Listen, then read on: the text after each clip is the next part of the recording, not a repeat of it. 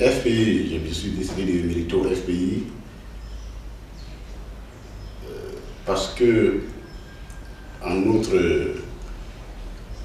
période estudiantine, c'était pour nous le creuset de toute notre espérance, de toutes nos espérances.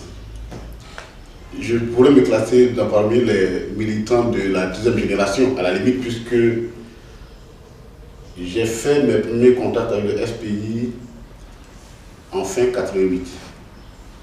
En fin 88, j'étais jeune étudiant à l'École nationale d'administration et je l'ai toujours dit, mon parrain au FPI, c'est le ministre Liabi, c'est lui qui m'a envoyé au FPI. Mais bien avant, j'avais fait mon idée. Je me rappelle très bien d'ailleurs qu'un jour j'étais à la Riviera, nous loin du président de la Laurent Gbagbo, et j'ai rencontré des journalistes. J'ai rencontré des journalistes européens qui le cherchaient et qui m'ont dit: est-ce que vous pouvez me connaître chez M. Laurent Gbagbo? Pour les jeunes étudiants, c'était une grande joie. Et donc je suis allé les conduire chez le président Laurent Gbagbo.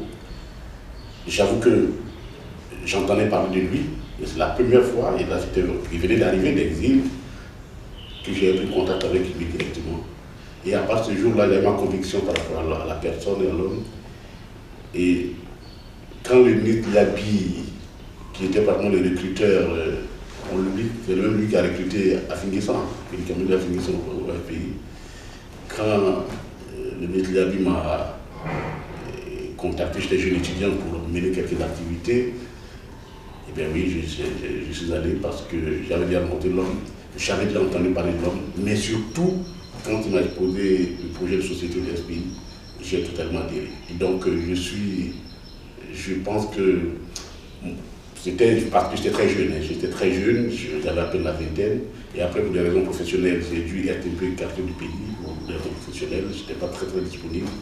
C'est pourquoi certaines personnes pensent que je suis très neuf, troisième génération. Je pense même que je suis, en tout cas, ce qui est certain, c'est que toutes les étapes de SPI, depuis la petite partie clandestine et la partie officielle de 90, j'ai participé à toutes ces manifestations. J'ai gravi tous les échelons des partis. J'ai été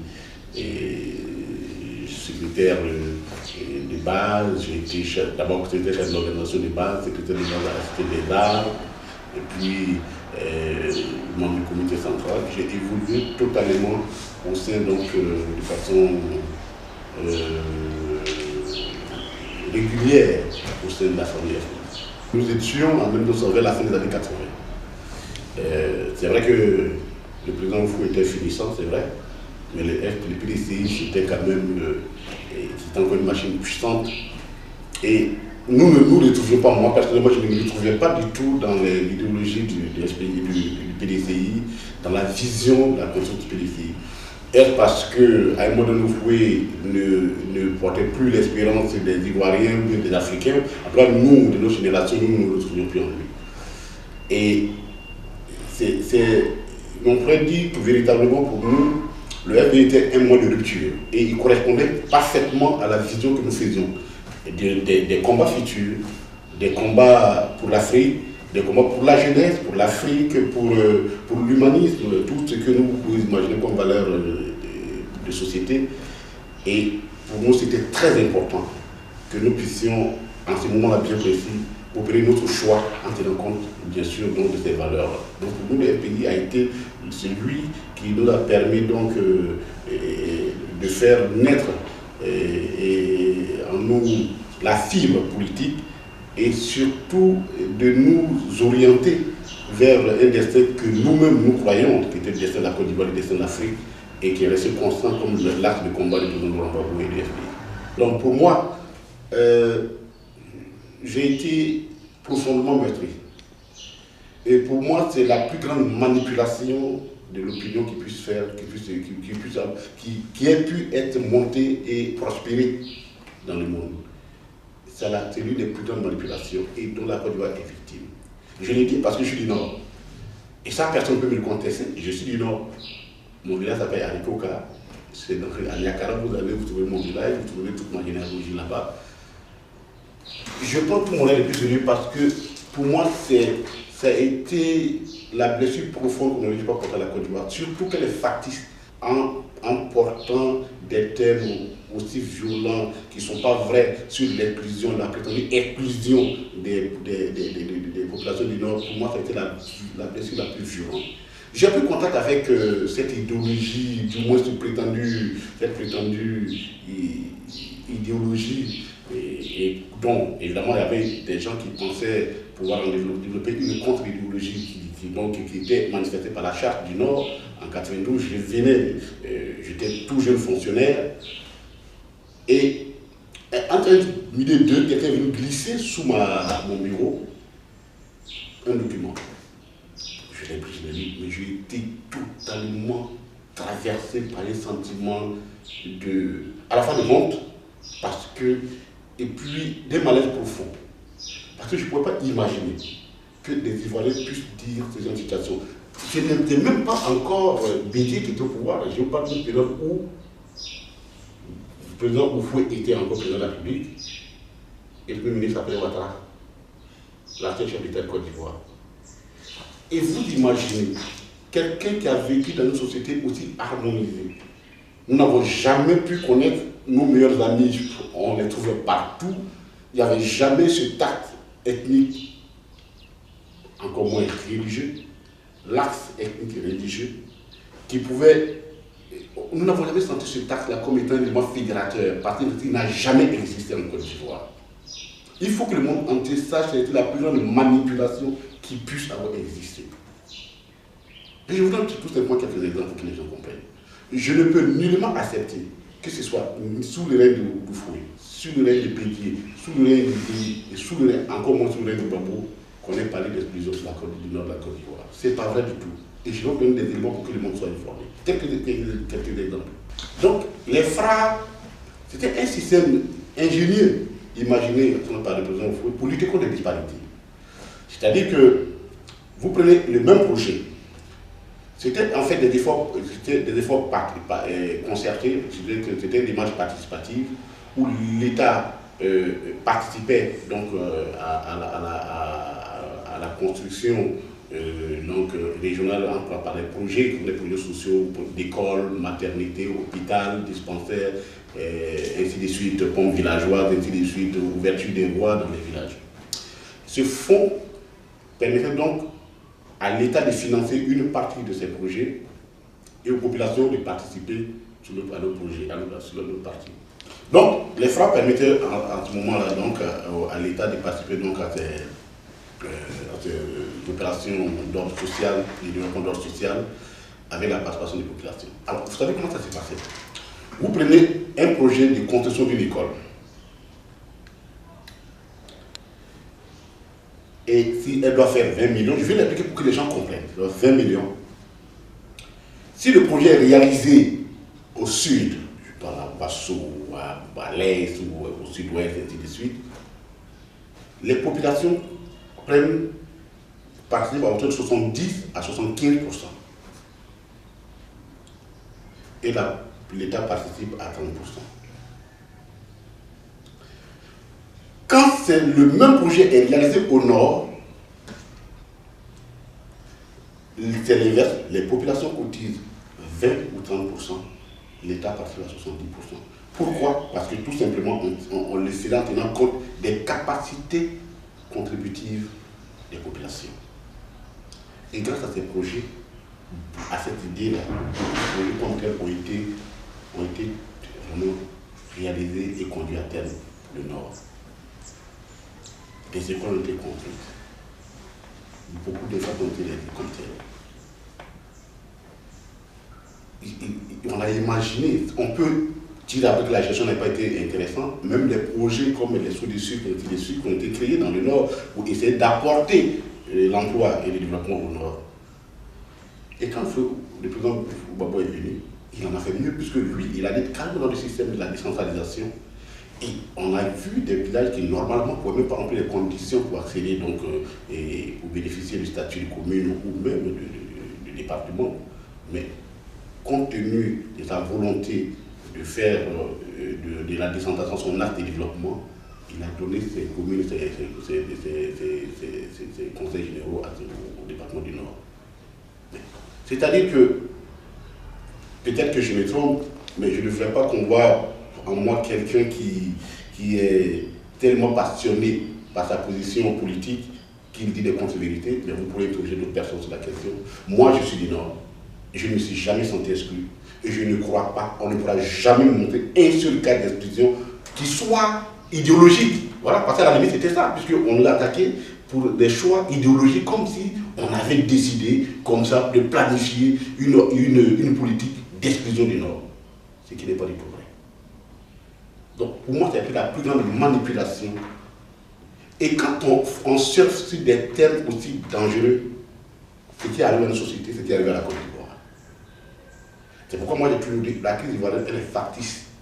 Parce qu'elle se fondée sur des éléments qui sont en eux-mêmes faux depuis la base. Voilà ce que je peux utiliser de l'exclusion. Et j'en ai été maître. Les promoteurs de cette charte du Nord sont encore là. Et malheureusement, je me rends compte que mon pays continue.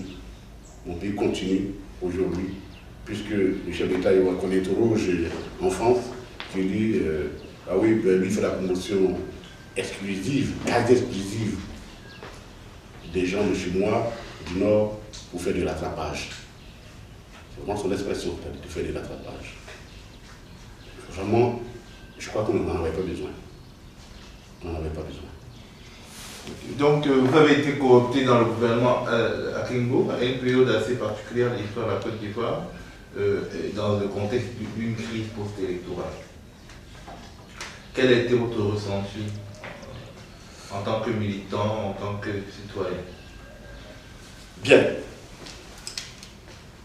Il faudra peut-être le voir à deux niveaux. Il y a ma personne, c'est-à-dire que vous convenez que la nomination d'un membre de quelqu'un dans un gouvernement, c'est forcément, ça vous donne une satisfaction personnelle, puisque c'est quand même un acte fort de reconnaissance du président Laurent Gbagbo à mon endroit. Et ça, je lui saurais infiniment gré de cette marque de confiance. Ceci dit, ça a été également une période de défi pour nous. Quand je parle de nous, je ne veux pas m'individualiser, je parle de l'équipe conduite par le Premier ministre Akenou, que j'ai découvert. Nous, on se rencontrait plus à la fac, on le connaissait en tant qu'enseignant, mais je n'avais pas ce contact qu'il est avec lui, et que nous avons découvert d'un homme d'une rigueur incroyable. D'une rigueur incroyable. Quand j'imagine que cette personne venait en prison, je m'imagine le gâchis que nous faisons à nos pays. Donc, nous devions répondre à un certain nombre de défis qui nous étaient lancés. Des défis d'ordre intellectuel et d'ordre même personnel. Et ça a été pour nous, ces 4 mois, je pense que ces 4 mois de gouvernement, ont été pour nous, je dirais, un élément initiatif supplémentaire dans notre parcours sur la Terre. Et nous avons tiré beaucoup de leçons. Nous avons vu la laideur, c'est que la laideur du monde dans lequel nous évoluons, nous avons évolué dans cette injustice-là, parce que c'est une grosse injustice, la situation que nous avons vécue en tant que ministre, de voir comment on peut mettre une pression inutile sur un peuple contre un pays. Et surtout, mais l'élément important, j'ai découvert que la Côte d'Ivoire a beaucoup de qualités, de techniques, de haute technique, de haute qualité humaine, et que s'il y a une bonne gestion qui est faite de ces ressources humaines ivoiriennes, nous sommes capables d'éviter tous les défis. Et je pense même que ça vaut pour toute l'Afrique. C'est vraiment l'une des grandes leçons que nous retenons de cette période. Vous avez été en première ligne dans la crise des banques. Est-ce que vous pouvez raconter un peu de quoi il s'agissait? C'est-à-dire, à un moment donné, il y a une sorte d'embargo financier. Avant l'embargo total sur la Côte d'Ivoire, vous avez été en première ligne dans la nationalisation des banques qui qui avait fermé. Est-ce que vous pouvez nous expliquer comment ça a commencé avec la BCEAO, avec les banques commerciales, pourquoi vous avez réagi ainsi, et quels étaient les dangers notamment les dangers humanitaires, que ces mesures bureaucratiques-là représentaient? Il faut dire que la question des banques, la fermeture des banques, comment nous avons le combat, il faut le dire, le combat mené par le gouvernement à Kimbo, sous la supervision du président Laurent Gbagbo, a commencé, comme toutes les crises ivoiriennes, par des questions, c'est-à-dire qu'il y a des instruments qui s'invitent dans un débat qui n'est pas le leur. Quand vous prenez la BCEAO, les textes de la BCEAO, il faut que tout le monde le sache. Aucune instance de la BCEAO n'a capacité de désigner qui est le président d'un État. Ça n'existe pas. J'ai tous les textes de la BCEAO. Ça n'existe pas. Donc, on fait une élection dans un pays. L'organe constitutionnel, c'est celui qui donne l'onction légale. Parce que l'onction populaire est donnée par le peuple. Celui qui donne l'onction légale dit oui, au vu des résultats des choses, moi, le juge suprême, au vu des résultats ou des éléments de la position juridique, que c'est telle personne qui a gagné les élections. Nous n'avons rien inventé, c'est comme ça dans tous les pays du monde. Le dernier mot revient au Conseil constitutionnel, comme ça a été pour les élections en France. Et puis, le 23 décembre, des ministres, je dis bien des ministres, des noms qui sont nommés par des présidents de la République, sur une rencontre à Bissau, en Guinée-Bissau, et sortent d'une décision là-bas, sous l'indication de l'ambassade du Quai, il faut dire les choses qui sont de l'Élysée, parce que ce jour-là, nous avons tous les éléments, toutes les preuves que l'ambassadeur de France en Guinée-Bissau était présent pratiquement dans la salle. En ligne, il n'était pas sûr, il y avait même un émissaire de l'Élysée qui était venu. Il était venu de Christian Lagarde. Et il décide, des minutes, de contester la décision du Conseil constitutionnel de Côte d'Ivoire et de choisir eux, celui qui estime être le président de la République. Je suis financier, je suis économiste, je suis juriste. Pour moi, c'était également, j'estime, une agression inacceptable de la part de la Côte d'Ivoire. On ne peut pas accepter ça. La Côte d'Ivoire ne peut pas accepter cela. Parce que c'était illégal. Aucune instance, même pas le conseil, même pas la conférence des chefs d'État, qui est l'organe suprême, n'a compétence pour prendre une telle décision. On prend une telle décision le 23 décembre. Et on l'applique, on dit désormais, tout, c'est-à-dire qu'ils ne reconnaissent pas la signature. J'ai été tellement élu, on ne reconnaît pas la signature du Gbagbo. C'était une expression courante. Gbagbo ne signe pas la BCEAO. Aucun président de la République ne signe à la BCEAO. Moi-même, le ministre, personne ne signe à la BCEAO. La BCEAO, c'est la banque, c'est une banque centrale. Comme son nom le dit, c'est une banque primaire, c'est la banque des banques. Il y a deux acteurs de la BCEAO essentiels. Vous avez l'État, à travers les trésors, et les banques. Je ne vais pas rentrer dans le détail parce que c'est un cours long, c'est les deux qui rentrent au niveau de la BCEAO. L'État intervient, pas par le ministre des Finances, le ministre signe des documents, quand on va faire des adjudications, des bons du trésor, il ouvre l'ouverture des documents pour permettre l'opération. Mais les rapports entre la BCEAO et l'État, ce n'est pas le ministre, c'est la direction générale du trésor qui est, si vous voulez, la banque de l'État, qui ouvre un compte là-bas et qui est géré par des fonctionnaires qui ne sont même pas, qui sont des agents comptables publics. Qui veut dire quoi? Le comptable public, ça veut dire quoi? C'est lui qui gère la monnaie et les finances de l'État, mais il a une obligation. C'est-à-dire qu'un comptable public ne peut pas quitter son poste s'il n'y a pas eu de passation. Ce n'est pas possible. C'est une signature. Tant qu'il n'y a pas un nouveau comptable public, il ne peut pas du tout, alors pas du tout, il ne peut en aucun cas décider de prendre, de quitter son poste. On est dans une situation, ces fonctionnaires militaires-là, nommés pour certains depuis un bon moment, des ministres s'asseyent quelque part un matin. J'ai vu des ministres.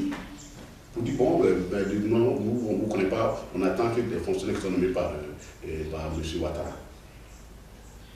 Nous avons entendu que ce n'était pas possible. Et j'ai dit ça là, c'est une décision à la fois intellectuelle et technique qu'on a dans la Côte d'Ivoire. Alors, qu'est-ce qui s'est passé? En voyant les choses, nous savions comment les choses devaient venir. Il y a eu cette réunion. Après, il y a eu la réunion du 7 qui s'est tenue à Bamako. Parce que celle du 23 n'avait pas donné d'effet. On leur a écrit immédiatement pour dire, vous n'avez pas compétence pour ça. Vous n'avez pas compétence. Et nous avons saisi, le ministre des Finances a saisi, et le gouverneur de la BCEAO, qui était notre compatriote, vous dit, vous ne pouvez même pas, vous n'avez pas compétence, et tous ceux qui, personne, aucune structure n'est compétente pour nous refuser ce droit-là. C'est une loi sur la Côte d'Ivoire. On fait quand même 40% de la BCEAO. Il ne faut pas nous traiter de cette façon. Donc c'est le ministre à Bamako. Comme les 4 chefs d'État. Même pas que 3 ou 3 chefs d'État. Je n'ai pas tous les chiffres. Et c'est là où il débarque notre compatriote qui pensait qu'il était complice. Or, dans la réalité, c'est parce qu'il savait qu'il n'avait pas de marge de manœuvre possible puisque la loi était pour nous. La loi était pour nous. Il s'est posé à des poursuites graves, la loi était pour nous. Et de là-bas, Bamako, on les débarque et on nomme son adjoint. Alors nous savions que les choses allaient changer, puisque son adjoint était l'homme de Blaise Compaoré. Les choses allaient changer et qu'il fallait que nous réagissions très vite. Quand on a nommé, nous sommes allés, nous sommes allés le président de la République, nous avons nommé le président de la République. On a vu avec le ministre. Il faut que nous ne pouvons pas laisser les Ivoiriens souffrir de cette façon. Nous faisons quand même 40% de la masse monétaire de la baisse de 2 mois. La BCEAO, c'est la vente de 2 mois. On ne peut pas accepter cela. Donc nous avons regardé dans la législation et l'une des options qui nous étaient données était l'option qu'on appelle donc la réquisition. Parce que nous n'avons pas nationalisé la BCEAO, nous avons réquisitionné la BCEAO. Le personnel ivoirien que nous avons réquisitionné sur la base d'un décret qui date de 1964 qui permet à l'État, en cas de situation difficile, qui sont des questions de nature à perturber le fonctionnement de l'État, donc pouvoir au gouvernement de réquisitionner les nationaux pour travailler. On a pris cette réquisition, nous avons appelé cette réquisition entre le Conseil des ministres, et on devait l'appliquer le lendemain. Entre-temps, le nouveau gouverneur de la BCEAO qui est arrivé, il a appelé tous les cadres pour leur dire de ne pas venir travailler à la BCEAO. Parce que pour les filles à tout le monde, nous sommes partis sur les antennes pour dire, lire la réquisition et appeler au travail. Tenez-vous bien ce jour-là. Plus de 95% du personnel ivoirien et même parfois d'Africains sont des travailleurs. Contrairement à ce que les gens pensent que la BCEAO a été forcée, pas du tout. Ils sont venus travailler. Le matin, la police, premièrement, exécuter la division. Le ministère de l'Intérieur, en ce qui concerne la police, le ministère de la Défense pour la gendarmerie et le ministère des Finances en concerne donc l'aspect financier, l'aspect bancaire, c'est sous la tutelle du ministère des Finances. Nous avons fait opérer à l'ouverture de la banque. C'était opéré sans facture, infractionné, c'était totalement en pleine journée. Et nous avons fait une réunion, nous avons lu la réquisition. Et quand nous avons lu la réquisition, l'affaire a explosé de joie. Que ce jour-là, moi j'avais la conviction, je savais que le président va avoir l'élection, mais ce jour-là m'a donné encore plus de conviction. Et nous n'avions même pas le droit de réguler parce que ces personnes étaient décidées à travailler. Elles ont repris le système de la banque en famille. Alors l'autre solution que les banques de Dakar a trouvée, c'est que le système informatique, qui joue par le système informatique parce que tout est centralisé à part Dakar, et les agences, les succursales nationales sont en rapport avec Dakar par des canaux informatiques. Dakar contrôle tous ces systèmes. D'abord, il annule le système informatique. C'est-à-dire que nous ne pouvons plus, et ça ne permet même pas aux banques d'avoir accès à leur position pour fonctionner. Je résume pour ne pas rentrer dans les éléments techniques. Il fallait que nous imaginions le système. Nous avons appelé le personnel et nous avons dit revenons au système bancaire. C'est très simple. La banque, c'est rien. Et c'était la question de la compensation. Les gens faisaient penser que c'est un chez moi. C'est rien du tout la compensation. quand tous ceux qui ont fait même une année de sciences éco, ou la première année de l'ENA, ils savent comment ça fonctionne, la compensation. On ne peut pas nous effrayer avec ça. On a parlé beaucoup de la France-Afrique. Est-ce que vous l'avez vu de vos yeux? Oui, j'ai vu la France-Afrique de mes yeux. J'ai vu comment ce système est fait à la seule couverture unique de la France. Ça, c'est vraiment, il faut dire les choses telles qu'elles sont. Je l'ai vu comment nos systèmes financiers restent totalement sous domination, exclusivement dans l'intérêt du développement de la France. J'ai vu comment ce système fragilise, c'est-à-dire que ce n'est même pas qu'un seul fonctionnaire en France de Quai d'Orsay peut bloquer tout un pays. Je l'ai vu. J'ai vu la France-Afrique de mes yeux. Et ce que nous avons vécu ces 4 mois, c'était une bataille contre ces réseaux pervers. Alors, j'ai vu la France-Afrique le jour où Christine Lagarde m'appelle au téléphone. Allô, monsieur le ministre Dibi, puisque j'occupais le bureau du ministre Dibi, je me suis là par écrit. Ici, le ministre Christine Lagarde. Oui, mais ce n'est pas le bureau de Dibi, Dibi n'est plus ministre. Oui, oui, c'était pour lui demander, lui donner quelques instructions, une expression, quelques instructions. Ah, vous voulez donner des instructions au ministre Dibi? Oui, je vais donner des choses. Nous avons quelque chose à nous dire. Bon, monsieur le ministre n'est plus ministre des Finances. Je ne sais pas si vous êtes en Côte d'Ivoire, vous êtes appelé en Côte d'Ivoire. En tout cas, le ministre des Finances d'accord, ça s'appelle Thierry Dallo.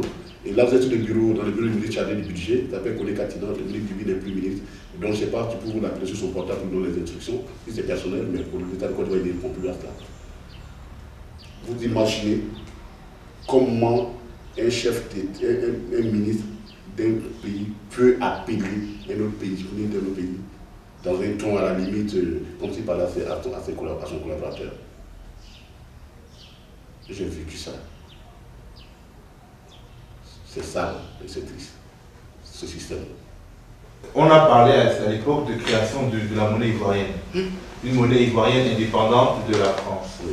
Est-ce que c'est vrai qu'elle était déjà prête, qu'elle aurait été prête le 15 mai s'il n'y avait pas eu les événements du 11 avril? Oui, je suis obligé de le dire. Si on n'avait pas les événements du 11 avril et que la BCEAO continuait de cette façon, le 15 mai, nous avions notre monnaie. Et ça, nous n'avions pas le choix. Nous n'avions même pas le choix. Parce qu'à un moment donné, nous serions en rupture de coupure d'argent.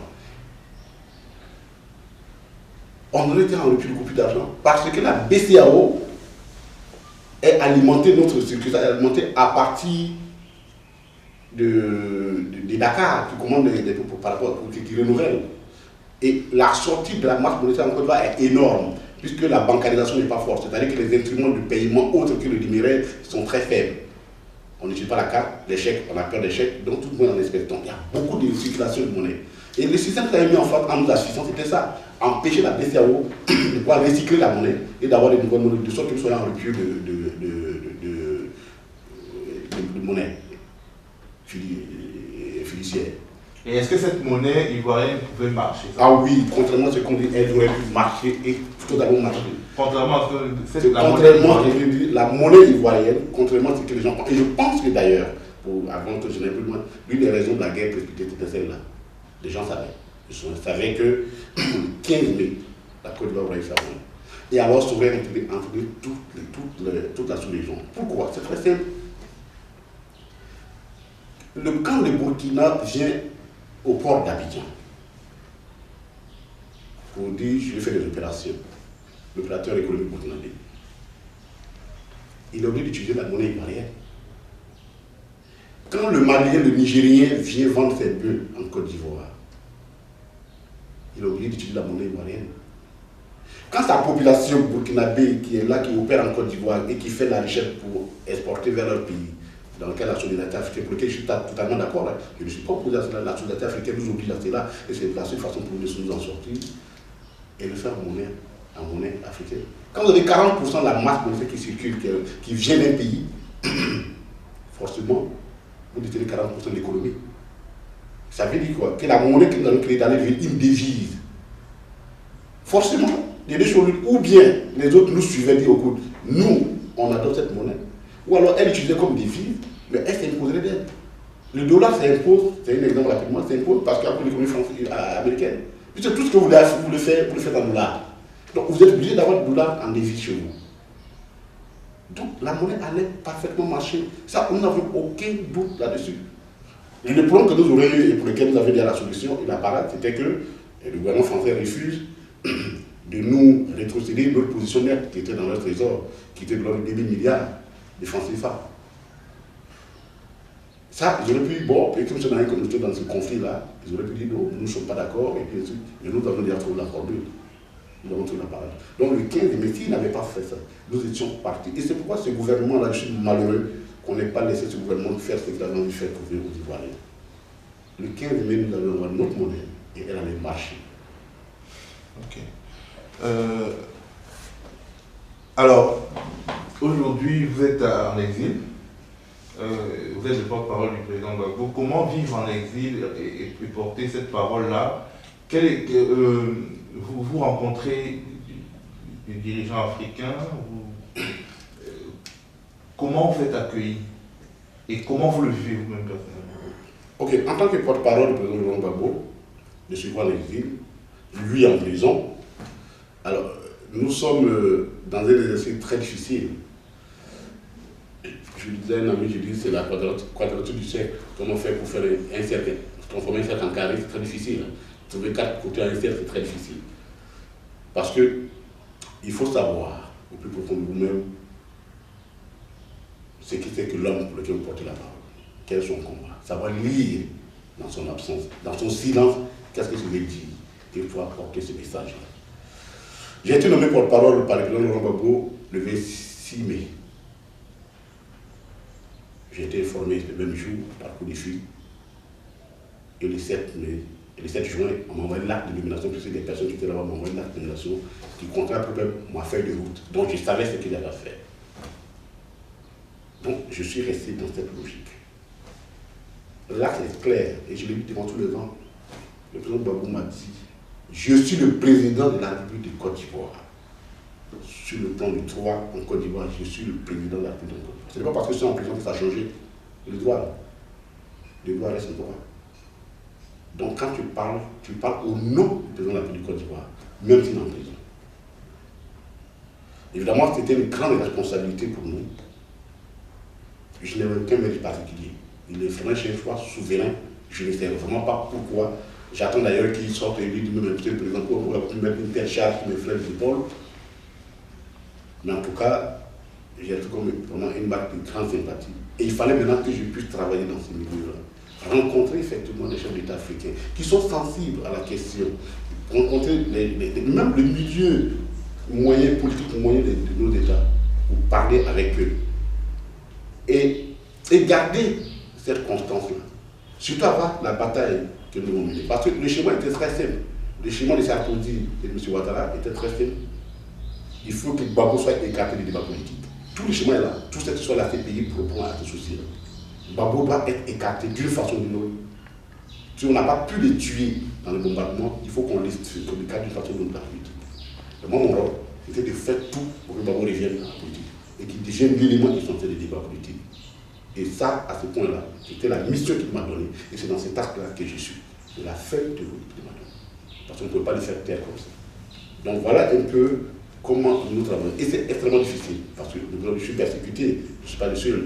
Tous nos amis, mon ami qui est là, le ministre Filada, nous sommes tous persécutés. Nous sommes restreints dans nos mouvements. Mais malgré cela, nous devons tenir. Et nous devons faire ce combat-là. Parce que l'homme dont je porte la parole, en a mené de pire que ça.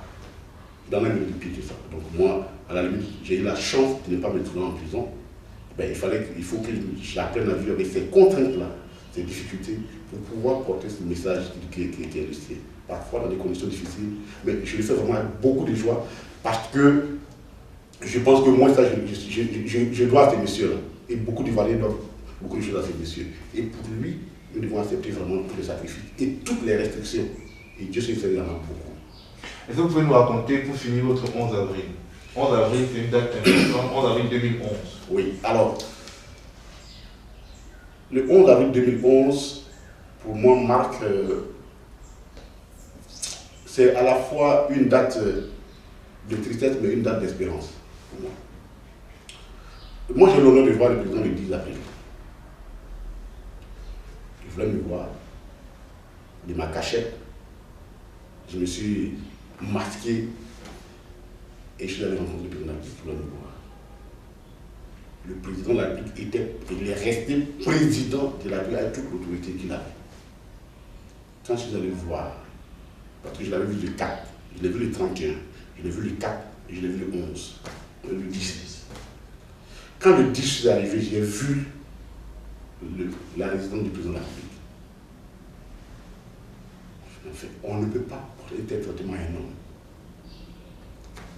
Comme Gbagbo, dont on connaît son sens d'humanisme, la valeur de son combat, on ne peut pas accepter ça. Tout le pan de la maison était totalement, le palais était, le pan collé à la résidence du chef de l'ambassadeur, c'était déjà fessé. Il y avait la fumée. Le pan collé à la résidence de l'ambassadeur de France. De France, l'ambassadeur de France. C'est tombé. On m'a montré le lieu où le porte-parole des forces militaires, le colonel Babri, a été tué par des snipers postés depuis la résidence du chef de la résidence de l'ambassadeur de France. On m'a montré le lieu. Je suis rentré dans la résidence. Mais j'ai rencontré un homme. Et c'était ce jour-là, quand je suis sorti, d'où dit ce monsieur, d'où il dit cette force et cette conviction. Ça fait 10 jours qu'il était sous le bombardement. Mais vous lui parlez et vous ne voyez aucune rancune, haine ou ressentiment en lui. Il continue de nourrir des ambitions, il m'a donné des instructions pour nourrir les ambitions de la Côte d'Ivoire. Et je suis parti du président de la République vers 15h30. Je n'avais même pas encore atteint l'école de police quand les premières bombes ont commencé sur sa résidence. Je suis resté, je suis allé libre pour retrouver ma cachette. Je me suis enfermé.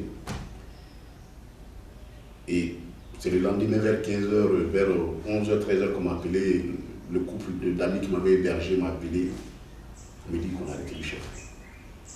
Évidemment, toute la nuit, j'étais resté en ligne avec tout Tago, j'ai beaucoup parlé avec Tago, personnellement, avec Boubacar. Je suivais les mouvements. Et puis quand on m'a dit que je l'ai vu à la télévision, cette image qu'on a voulu humilier, j'ai eu ce sentiment-là. Je dis, c'est une grande de tristesse, mais ça doit être vraiment un jour d'espérance. Parce qu'il n'est pas mort. Et c'est là qu'on me rappelle le soir. Je fais un coup de fil pour me dire qu'on me demande d'aller nous retrouver qu'il y a l'ONU nous demande de nous retrouver à l'hôtel, dans un hôtel de la place, sous sa protection. Alors ça, j'ai trouvé ça, pour moi, c'était la dernière provocation du temps. Mais moi, j'ai vu les soldats de l'ONU faire la guerre, ce jour-là. Je les ai vus tirer sur nos soldats. Je ne pouvais pas me constituer sous la protection de quelqu'un qui venait de me faire la guerre. J'ai dit à toutes ces personnes qui m'ont appelé, je dis, je n'accepterai jamais ça. Je n'accepterai jamais ça. Je vais être cohérent avec moi jusqu'au bout. Pour moi, je faisais partie d'un gouvernement qui avait demandé à l'ONU de partir. Donc, je n'avais plus besoin de la prestation de l'ONU. Je lui ai dit, pour moi, s'il me tue, nous allons tuer, mais s'il ne me tue pas, moi, je ne vais pas les tuer. Mais je vais en essayer pour continuer le combat. Je n'ai pas les moyens de mener les armes contre eux. Nous n'avons pas cette culture en nous, le combat armé. Mais le combat des idées, nous allons le mener. Et pour nous, le combat est loin d'être fini. Donc, c'est pourquoi je dis le 11 avril, il est le jour d'espérance pour nous. C'est le jour d'espérance. Alors, il fallait que nous organisions pour faire sortir ma famille. Et puis pour nous débrouiller pour sortir. Voici comment nous avons vécu. Et moi, de ma position, là où j'étais, je voyais tous les bombardements. J'ai vu comment les camps à Guédou ont été détruits. Je n'étais pas loin. J'ai tout vu. Je ne peux pas accepter que l'ONU, je ne peux pas donner cet acquis moral à l'ONU. Je ne peux pas l'accepter. Et je crois que je ne suis pas le seul. Tous ceux qui sont sortis ces jours-là ont refusé ça, cette édition-là, de cette façon-là. On ne peut pas le faire, pas l'ONU.